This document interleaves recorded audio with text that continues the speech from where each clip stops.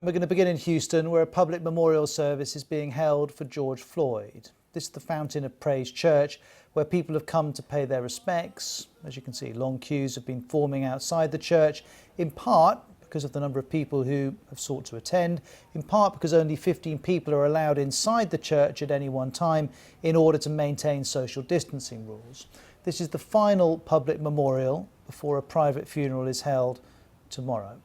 Well, let's hear from the BBC's Jane O'Brien, who's in Houston. I've had so many extraordinarily powerful conversations here today, Ros. It really is a privilege to be here. Most of the people I've spoken to didn't know George Floyd at all.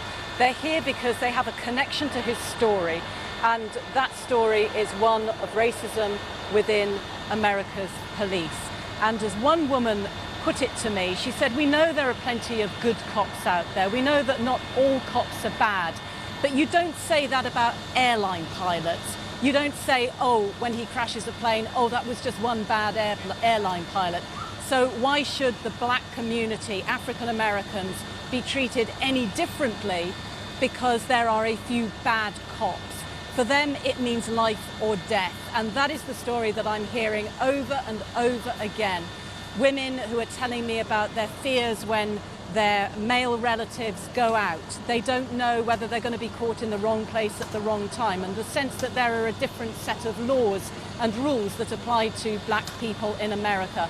But the other story I'm hearing is that now they really believe something is changing, that the unity America seems to be gathering behind this issue has become a force to be reckoned with. And not just in America, they're also taking enormous hope and encouragement from the global protests that they're seeing in London, in Australia, all around the world. So it's a story of coming to terms, a reckoning, but also one of hope.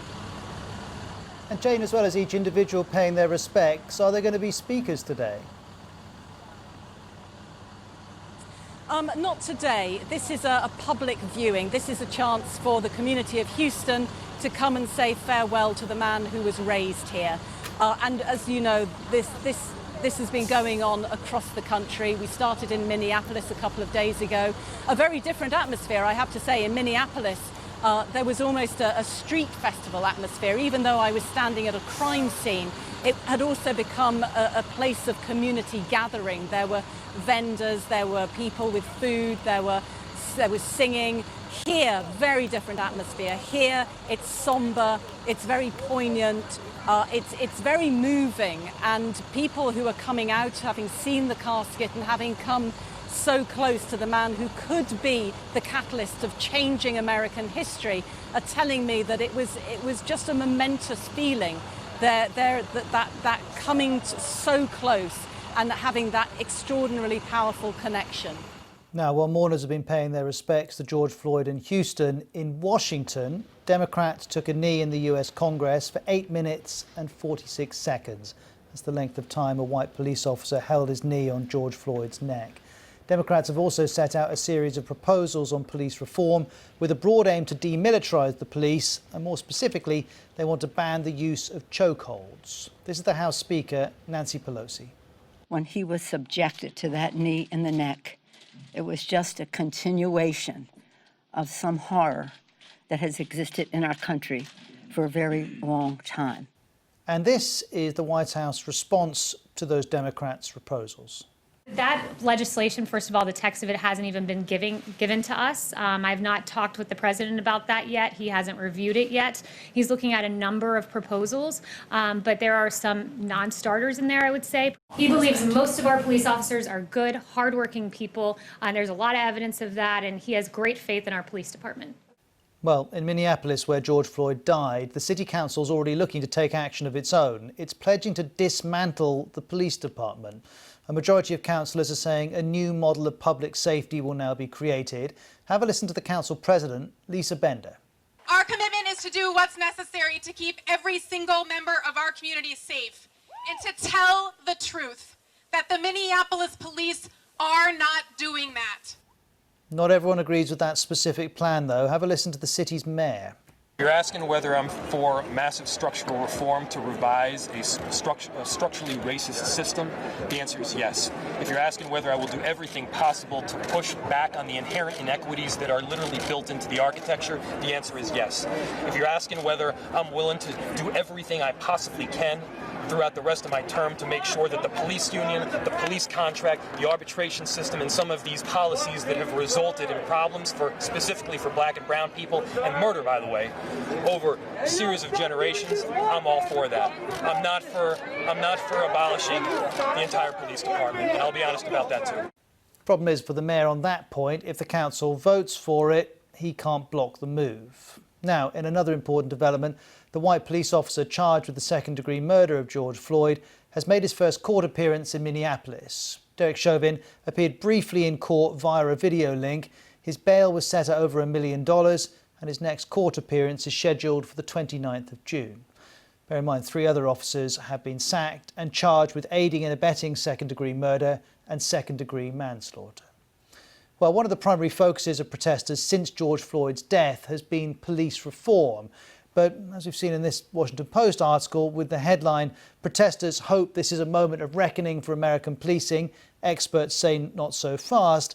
This could be a long road. This article quotes Lorenzo Boyd, director of the Center for Advanced Policing at the University of New Haven.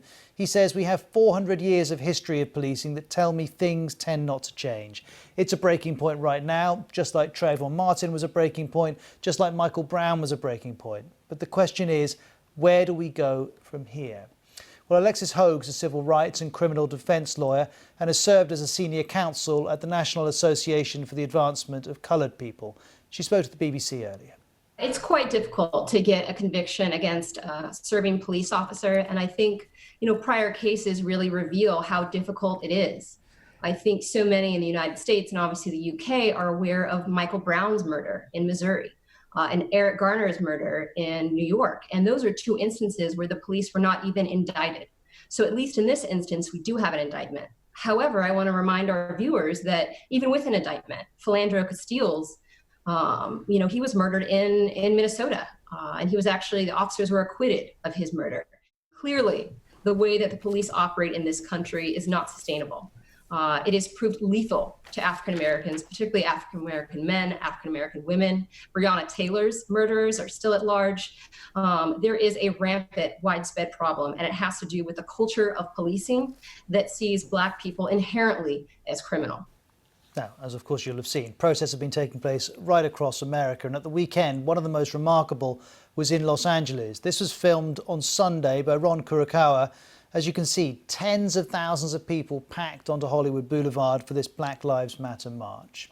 And as the people on that march know all too well, the US has a long history of police brutality against African Americans, not least in their city. One of the most prominent cases is that of Rodney King. In 1991, he was unarmed and was filmed being beaten with batons and jolted with a stun gun by LA police. It caused a furore at the time, and the following year there were riots during the trial of the police officers involved. Well, Rodney King's daughter, Laura, was 7 years old at the time. She's been talking to the BBC. That's something that sticks with you your entire life. It's something that you have to try to use your pain to push your passion through for other people that are going through the same thing you're going through. Something that, like I said, it never goes away. Not much has changed at all. I would say not much, because right when we think maybe we have hope, then there's another viral video, and it's repetitive. So all in all, I'd have to say no, things have not changed. Well, let's just turn to the international reaction to George Floyd's death. Here in the UK, thousands of people attended demonstrations over the weekend. Most were peaceful. However, in London, police say 35 officers were injured and 36 people were arrested. In the last hour, Prime Minister Boris Johnson has posted a video on his Twitter feed addressing what happened at the weekend. "I will not support or indulge those who break the law or attack the police or desecrate public monuments. We have a democracy in this country. If you want to change the urban landscape, you can stand for election or vote for someone who will.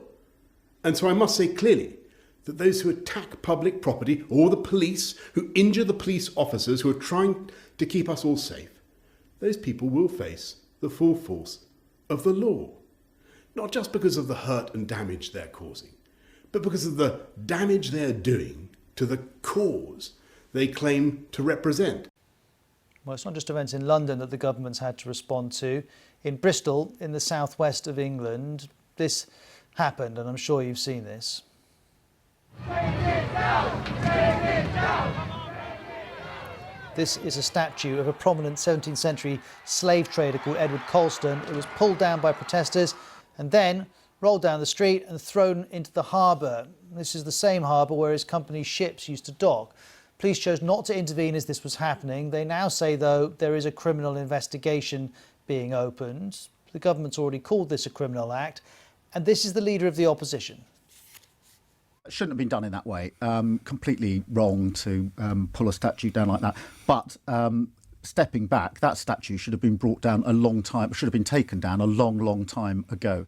Well, as Keir Starmer alludes to there, the statue's been a source of controversy for years. There was a plan to put a plaque next to it acknowledging Colston's role in the slave trade. That idea was scrapped, though, because of a row over the wording on the plaque.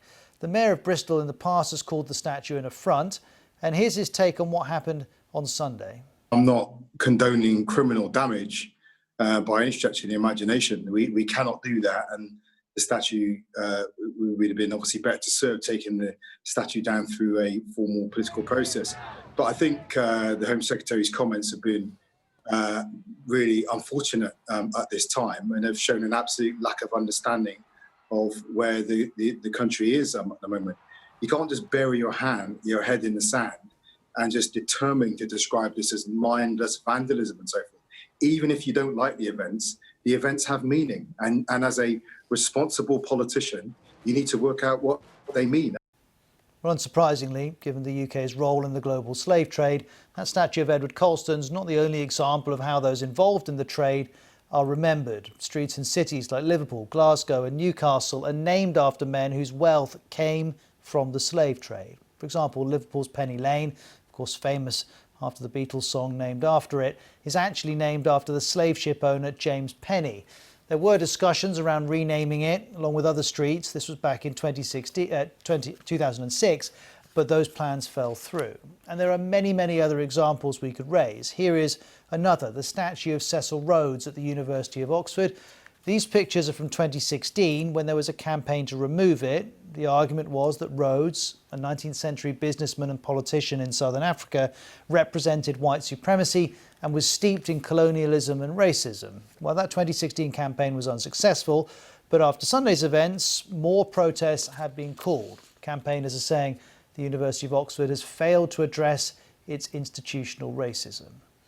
Well, the UK is not the only country grappling with its history of colonialism. Have a look at these pictures from Belgium at the weekend. This is a statue of King Leopold II. He was in power as Belgium committed atrocities in what's now the Democratic Republic of Congo. Protesters, as you can see, draped the statue in a DRC flag and graffitied the word assassin on its base. And if those are examples of protesters outside the US taking their strength of feeling about the death of George Floyd as an opportunity to explore their country's past, well, they're also using it to examine police brutality in their country. Here's a Black Lives Matter organiser in Nantes, in France. What's happening is that we have a march, first of all, in honour of the person who died, who was assassinated, let's say it clearly, in the hands of the police in the United States.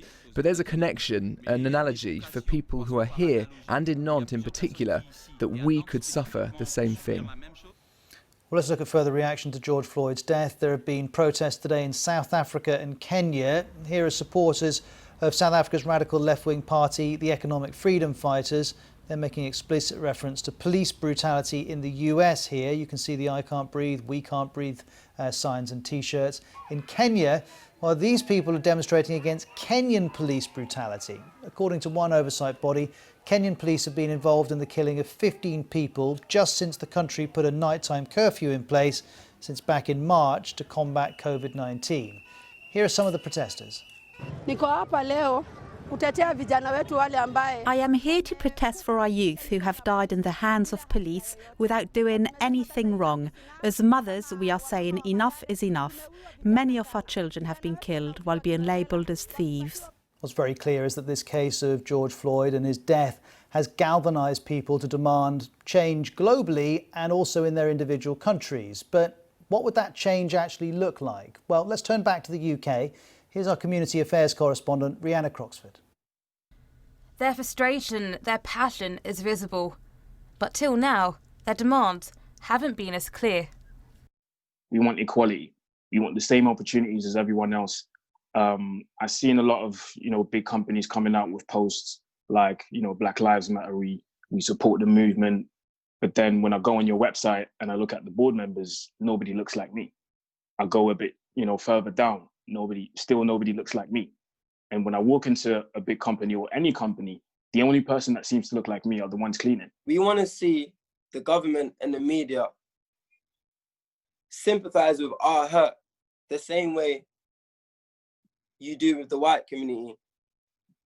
I've lost my voice because I've screamed justice. They're tearing down statues because we haven't had justice. So if I could bring in one policy change, it would be to change the curriculum. It would be to bring more diversity to the curriculum. It's just important for us to be able to have some form of literature to be able to relate to us as Black people. Their actions have received celebrity endorsement. I think there's something like 500 players in the Premier League, and only a third of them are are Black, and we have no representation of us in the hierarchy. It's time that we need to have conversations to be able to spark debates, and not just debates, because we've done a lot of talking, to actually start implementing change.